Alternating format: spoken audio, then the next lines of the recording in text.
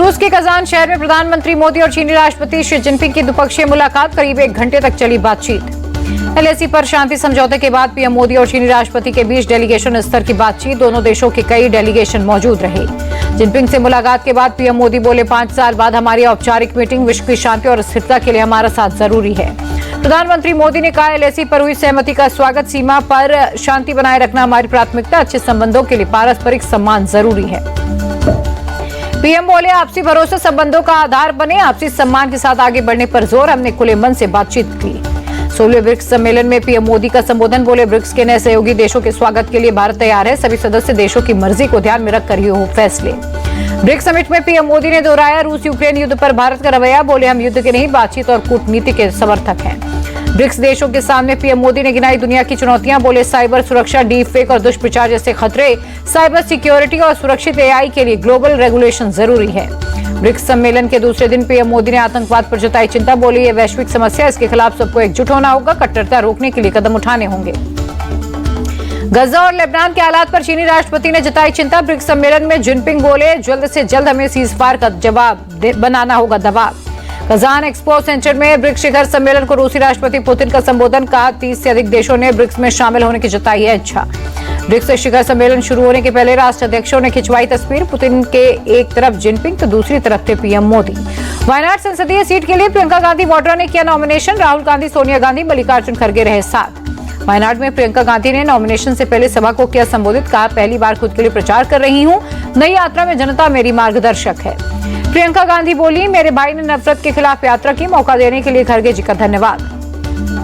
Rally को संबोधित करते हुए बोले राहुल गांधी, वायनाड से 2 सांसद हैं, एक आधिकारिक सांसद, दूसरा अनौपचारिक सांसद। वायनाड में कांग्रेस प्रत्याशी प्रियंका गांधी का रोड शो, राहुल गांधी भी रोड शो में हुए शामिल। प्रियंका गांधी के वायनाड से चुनाव लड़ने पर बोले अमेठी से सांसद केएल शर्मा, लोगों की मांग पर यहां से प्रियंका लड़ रही हैं, प्रियंका राजनीति में नई नहीं है। वायनाड में एक स्थानीय परिवार से मिलने पहुंची प्रियंका गांधी, घर वालों ने गले लगाकर किया स्वागत। प्रियंका गांधी केरल के कस्बे सुल्तान बाजरी भी पहुंची, लोगों ने किया स्वागत। केरल के वायनाड से बीजेपी उम्मीदवार नव्या हरिदास चुनाव प्रचार में लगी, मुक्कम इलाके में किया door to door campaign. Lucknow में पार्टी कार्यालय के पास अखिलेश यादव के जन्मदिन के मौके पर लगे पोस्टर पर लिखा है, 27 का सत्ताधीश, 2027 में होना है यूपी विधानसभा का अगला चुनाव। सपा के पोस्टर पर बीजेपी ने ली चुटकी, प्रवक्ता राकेश त्रिपाठी बोले, सपा के सपने शेख चिल्ली जैसे, जाति मजहब के समीकरण से सपने साकार नहीं होते। गोरखपुर से बीजेपी सांसद रवि किशन का अखिलेश यादव पर तंज, बोले, सरकार में आने के लिए उन्हें अभी और 27 साल करना होगा इंतजार। जम्मू कश्मीर के राज्यपाल मनोज सिन्हा ने तय की विधानसभा स्पीकर के चुनाव की तारीख, 4 नवंबर को सुबह 10:30 बजे होगा चुनाव। एमपी के रीवा में क्षेत्रीय उद्योग सम्मेलन पर बोले सीएम मोहन यादव, कहा, मध्य प्रदेश में बहुत संभावना, निवेशकों के साथ बातचीत से 3.25 लाख रोजगार के अवसर बने। वक्फ बोर्ड पर बोले केंद्रीय मंत्री सुकांत मजूमदार, कहा, हमारी सरकार वक्फ बोर्ड के अंदर हो रही अन्याय को दूर करने का प्रयास कर रही है। बेंगलुरु में कांग्रेस में शामिल हुए पूर्व मंत्री और बीजेपी नेता सीपी योगेश्वर उप मुख्यमंत्री डीके शिवकुमार की मौजूदगी में शामिल। बिहार विधानसभा उपचुनाव में जन सुराज पार्टी ने अपने 2 उम्मीदवार बदले, भोजपुर के तरारी से किरण सिंह होगी candidate, lieutenant general SK Singh का मतदाता सूची में नाम नहीं होने से कटा टिकट। खतरे में कांग्रेस नेता इमरान मसूद की संसद सदस्यता, कोर्ट ने पीएम मोदी पर 10 साल पहले दिए गए बयान के मामले में चार्ज किया फ्रेम। सीटों को लेकर महाविकास अघाड़ी की प्रेस कॉन्फ्रेंस, उद्धव गुट ने जारी की पहली लिस्ट, वर्ली से चुनाव लड़ेंगे आदित्य ठाकरे। एनसीपी अजित पवार गुट ने जारी की विधानसभा चुनाव के 38 उम्मीदवारों की लिस्ट, बारामती से चुनाव लड़ेंगे अजित। महाराष्ट्र की येवला सीट से छगन भुजबल लड़ेंगे चुनाव, परली से धनंजय मुंडे, आंबे गांव से दिलीप वलसे उम्मीदवार होंगे। एनसीपी अजित गुट की पहली लिस्ट में 6 नए नाम, लिस्ट में 5 ओबीसी प्रत्याशी, 2 मुस्लिम, 4 महिलाओं को भी दिया गया टिकट। गुजरात के सीएम भूपेंद्र पटेल ने ली बीजेपी की सक्रिय सदस्यता, प्रदेश अध्यक्ष सीआर पाटिल रहे मौजूद। चेन्नई में पूर्व एआईएडीएमके मंत्री और मौजूदा विधायक आर वैथिलिंगम के कई ठिकानों पर ईडी की रेड, डीएवीसी ने पिछले महीने भ्रष्ट गतिविधियों में शामिल होने का दर्ज किया था केस। जेपीसी की बैठक के दौरान हुई हाथापाई पर बीजेपी सांसद जगदम्बिका पाल बोले, मुझ पर ईश्वर की कृपा है, मैं बाल बाल बचा। टिकट मिलने के बाद महुआ माजी बोली, पार्टी ने मुझ पर भरोसा जताया, मुझे विश्वास है कि आने वाले दिनों में जनता चुनेगी। मथुरा में कृष्ण जन्मभूमि शाही ईदगाह विवाद मामले में मुस्लिम पक्ष को बड़ा झटका, हिंदू पक्ष की 18 याचिकाओं को एक साथ सुनने के इलाहाबाद हाईकोर्ट के आदेश के खिलाफ रिकॉल अर्जी खारिज। उपराज्यपाल मनोज सिन्हा पहुंचे, गगनगिर सुरक्षा व्यवस्था को लेकर की समीक्षा बैठक, निर्माण कार्य में लगी एजेंसी के अधिकारियों और मजदूरों से की बातचीत। विवादित धर्म उपदेशक जाकिर नाइक की याचिका पर सुप्रीम कोर्ट में सुनवाई। जाकिर नाइक के वकील ने सुप्रीम कोर्ट से याचिका ली वापस। 2013 में जाकिर नाइक ने हिंदू देवी देवताओं पर की थी टिप्पणी। देश के 5 राज्यों में जाकिर के खिलाफ हुए थे केस दर्ज। 2001 के जय शेट्टी हत्याकांड में गैंगस्टर छोटा राजन को जमानत। बॉम्बे हाईकोर्ट ने 1 लाख रुपए के मुचलके पर दी जमानत। दिल्ली के जामिया मिलिया इस्लामिया यूनिवर्सिटी के गार्ड ने सफाई कर्मियों को महर्षि वाल्मीकि की मूर्ति ले जाने से रोका। वाल्मीकि जयंती के मौके पर यूनिवर्सिटी में कार्यक्रम था। जामिया यूनिवर्सिटी में 6 साल से मनाई जा रही है वाल्मीकि जयंती। सफाई कर्मियों ने पुलिस और यूनिवर्सिटी दोनों से ली थी परमिशन। जामिया यूनिवर्सिटी में दिवाली सेलिब्रेशन के छात्रों के 2 गुटों में हुई झड़प। सेलिब्रेशन का विरोध कर रहे गुट ने लगाए फिलिस्तीन जिंदाबाद के नारे। दिवाली सेलिब्रेशन के लिए कुछ हिंदू छात्रों ने यूनिवर्सिटी में दीप जलाए, पटाखे फोड़े थे। मुस्लिम समुदाय के कुछ छात्रों ने मौके पर पहुंचकर सेलिब्रेशन का विरोध किया था। सेलिब्रेशन का विरोध कर रहे मुस्लिम छात्रों ने दिए को बुझा दिया। मौके पर पहुंचे पुलिस टीम को दिए बिखरे हुए मिले। जामिया की घटना पर बीजेपी सांसद मनोज तिवारी ने जताई चिंता। कहा, दूसरे के रीति रिवाजों में खलल डालने वालों पर होगी कानूनी कार्रवाई। ओडिशा और पश्चिम बंगाल में भयंकर चक्रवाती तूफान आने की आशंका। देर रात एनडीआरएफ की टीमें भुवनेश्वर पहुंची। संवेदनशील इलाकों में शैक्षणिक संस्थानों को बंद करने का फैसला। आज सुबह भी पंजाब के बठिंडा से एक IL-76 और AN-32 विमान भुवनेश्वर पहुंचा। एनडीआरएफ के साथ साथ 150 कर्मियों और राहत सामग्री को लेकर पहुंचा विमान। दाना चक्रवात के कारण दक्षिण पूर्व रेलवे का एक्शन। एहतियातन 152 ट्रेनें रद्द।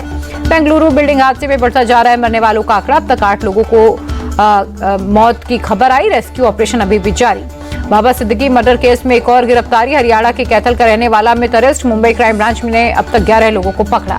हिमाचल प्रदेश के चंबा में तेज रफ्तार बाइक और कार की जबरदस्त भिड़ंत। बाइक चालक की जान बची लेकिन बाइक के परखच्चे उड़े। कार चालक की सूझबूझ से बची बाइक सवार लड़के की जान। अचानक ब्रेक लगाकर बड़े हादसे को टाला। राजस्थान की नीट परीक्षा 2021 को 2 मुख्य अभियुक्तों को पुलिस ने किया गिरफ्तार। 25-25 हजार के नामी भंवरी और संगीता की 3 साल बाद हुई गिरफ्तारी। जम्मू कश्मीर के कुपवाड़ा में एक किराने की दुकान में लगी भीषण आग। देर रात लगी आग आसपास के घरों में भी फैली। भारी मशक्कत के बाद पाया गया काबू। मृतक के परिजनों की तहरीर के आधार पर पुलिस ने 2 लोगों को हिरासत में लिया। हिरासत के लिए लिए गए दोनों युवक मृतक के दोस्त निकले। महाराष्ट्र के पुणे में पुलिस ने 10 बांग्लादेशी घुसपैठियों को किया अरेस्ट। कोर्ट ने 24 अक्टूबर तक के लिए पुलिस कस्टडी में भेजा। 10 बांग्लादेशी घुसपैठियों की गिरफ्तारी पर पुणे ग्रामीण एसपी का बयान। कई लोगों के पास से वोटर ID कार्ड भी बरामद। यूपी के मऊ में विवादित पोस्ट को लेकर पुलिस ने याकूब अंसारी को किया गिरफ्तार। कानून व्यवस्था को देखते हुए पुलिस खुद मुकदमा दर्ज कर कार्रवाई में जुटी। याकूब अंसारी ने 28 सेकंड का एक वीडियो शेयर किया था। पुलिस आरोपियों से वीडियो के मकसद को लेकर कर रही पूछताछ।